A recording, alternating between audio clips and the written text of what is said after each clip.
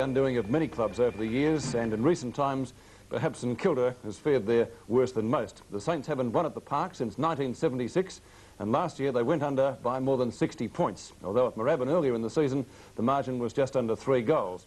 In addition to that, the Magpies beat the Saints by 45 points in a pre-season practice match, and so they certainly went into the match as warm favourites. Last week, St Kilda played very well against Essendon, but lost Cowie and Muir through injury, and coming into the side were Pirrie and Winbank from Richmond and the Swans respectively. Our replay begins at the 8-minute mark now of the second quarter, and in the commentary box, Peter McKenna and Jack Edwards.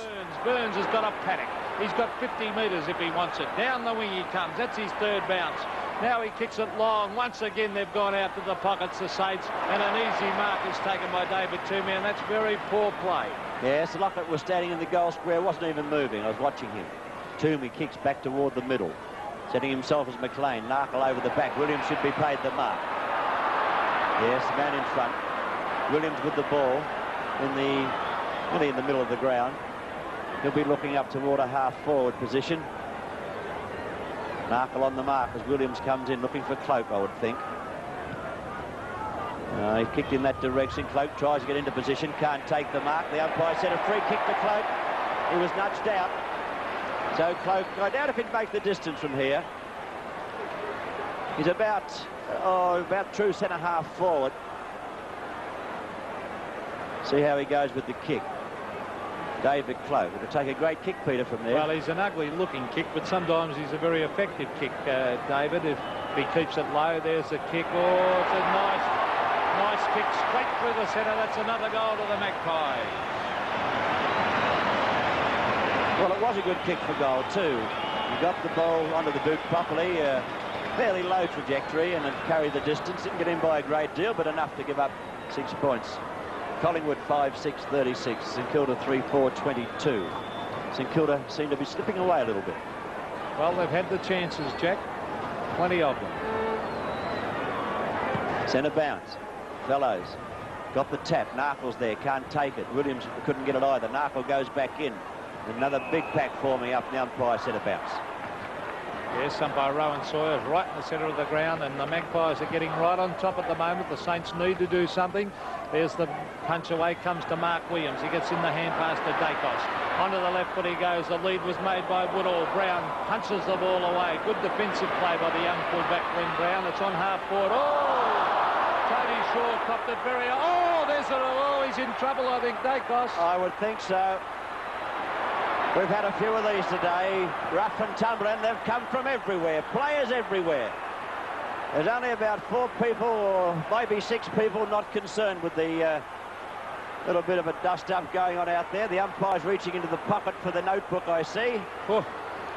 I would say there has to be a report. Barry Price grabbed Dacos by the jumper there and threw him 5 metres out of the way as if to say, get out of there.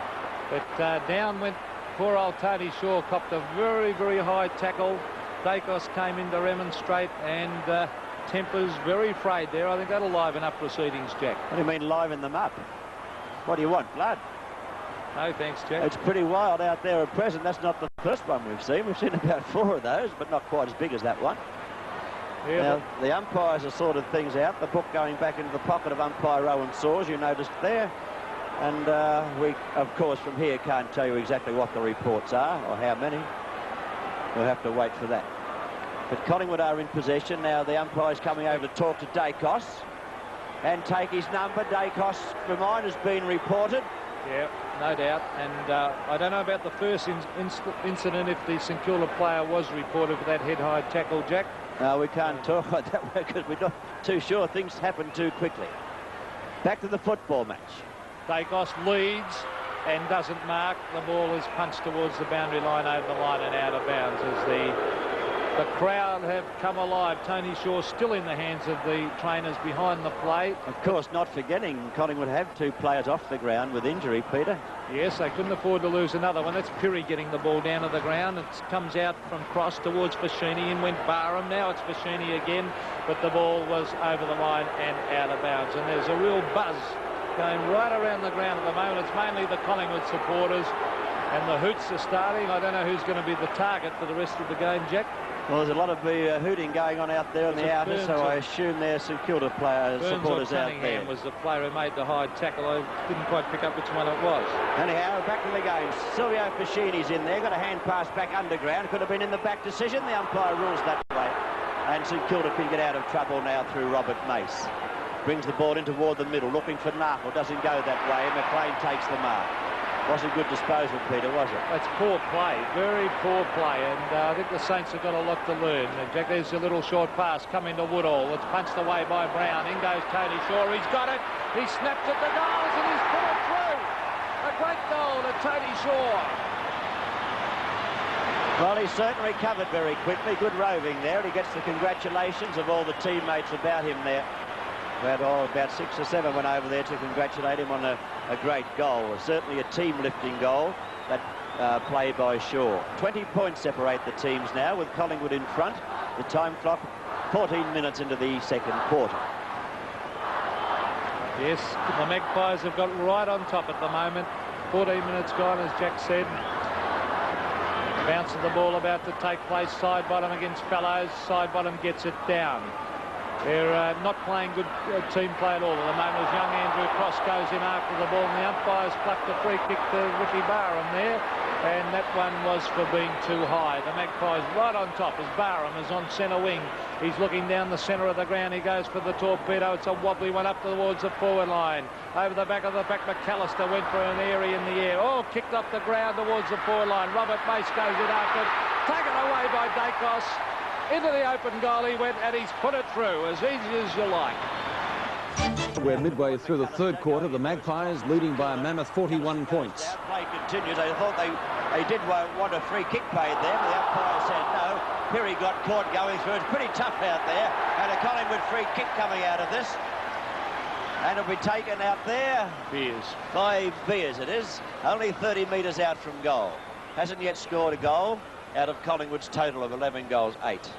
Collingwood 11-8-74, St Kilda 4-9-33, and Mark Beers trying for his first goal. McAllister is having his back looked at the moment by the umpires. Well, there's a shot by Beers going on its way. He has kicked his first goal.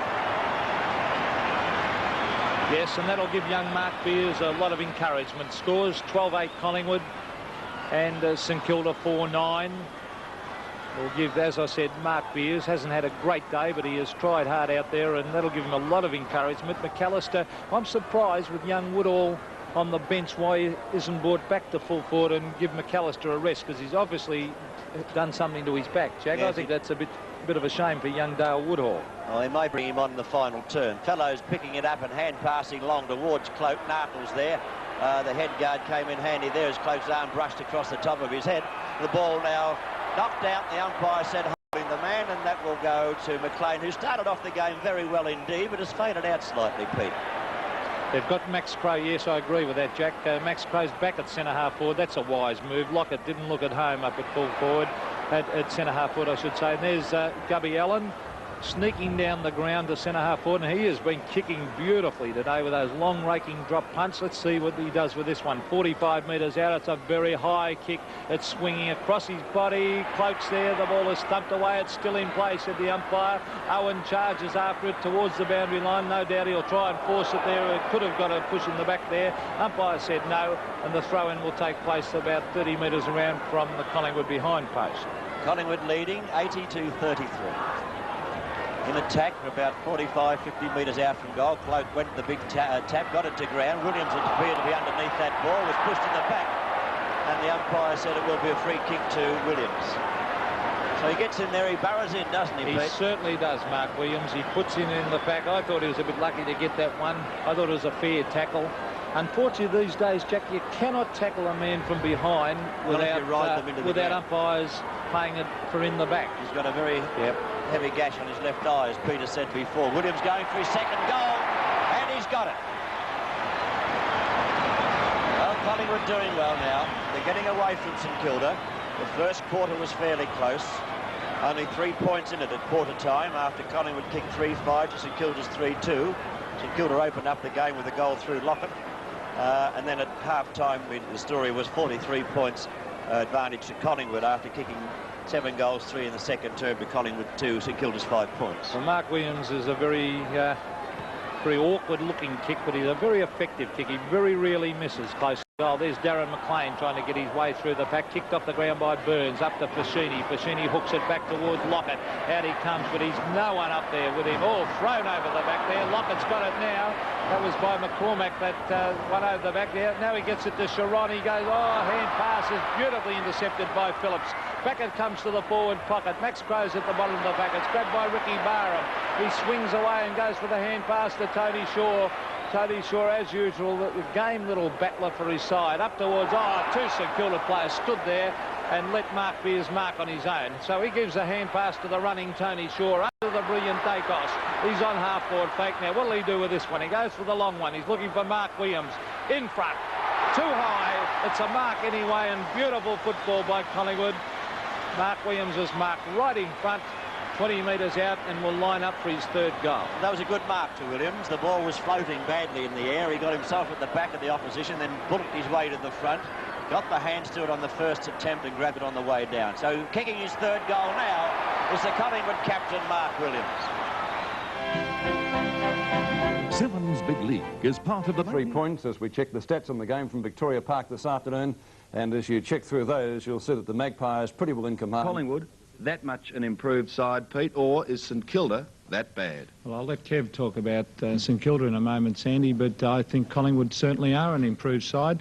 They're starting to run from the back line. They're playing as a real team at the moment. Ricky Barham was in outstanding form, and he's starting to show a bit of consistency. Blokes like Graham Allen and Wes Fellows. You see a beautiful bit of team play here. David Cloak, he's trimmed down, is playing a good team game, even though he slipped over there. Look at Phillips, right down near the centre as he came down from centre-half back. He was beaten yesterday, but he didn't give up and was still a valuable player. And if they can get Richardson and, of course, Rains back in that side, Kev, they'll have a fairly good side. Well, I think Collingwood looked very good yesterday, Peter. Unfortunately, for St Kilda, they've gone backwards from last year. I'm certain Tony Jewell would be very, very disappointed with St Kilda yesterday. 20 minutes of football, that's all they played. And the only good players they had were Crowe, Elphinstone and Cunningham. And St Kilda won't man up, they won't play in front, and they lack concentration. And they need to get some of their players, such as Fashini and young Daryl Cunningham, back firing like they were last year, and they lack pace around the packs. Cross is a good, tough player,